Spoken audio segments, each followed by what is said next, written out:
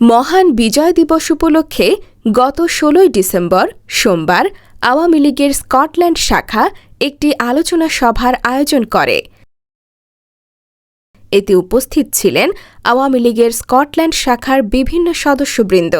আমরা সবাই একত্রে যাতে সুন্দরভাবে আমরা এক থেকে দলের সাংগঠনিক কর্মকাণ্ডের ভিতরে থেকে এই আলোচনা সভায় আওয়ামী লীগের এই কঠিন সময়ে সকল নেতাকর্মীদের একত্রিত হয়ে ঐক্যবদ্ধভাবে দল পুনর্গঠনের আহ্বান জানানো হয়। এখন তো ইতিহাস ধুয়ে ধুয়ে পানি খাওয়ার মতো অবস্থা হয়ে গেছে।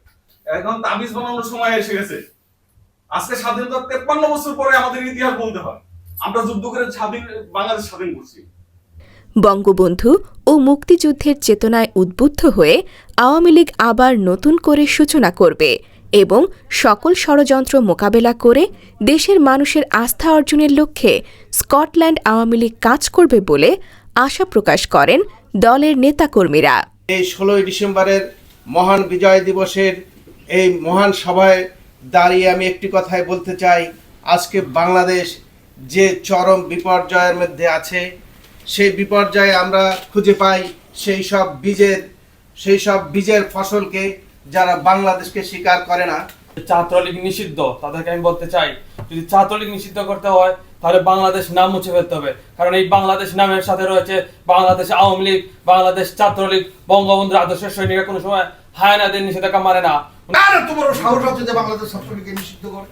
কার এত বড় সাহস আছে যে জয় বাংলাকে নিষিদ্ধ করে? যে স্লোগানের মাধ্যমে বাংলাদেশ স্বাধীন হয়েছে, আমরা এটা উচ্চারণই করব। আমরা বলবো জয় বাংলা, আমরা বলবো বাংলাদেশ ছাত্রলীগ। আমি ছাত্রলীগ করে এসেছি, ছাত্রলীগ আমার প্রাণের স্পন্দন, সেখান থেকে আমি মুজিব আদর্শকে লালন করেছি। লাবণ্য লুবনা, 18 বড়া, বাংলাদেশি কমিউনিটি নিউজ।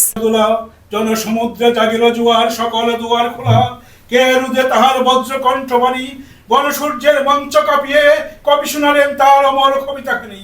এবারের সংগ্রাম আমাদের মুক্তির সংগ্রাম, এবারের সংগ্রাম স্বাধীনতার সংগ্রাম, এবারের সংগ্রাম মুক্তির সংগ্রাম, এবারের সংগ্রাম আমাদের স্বাধীনতার সংগ্রাম।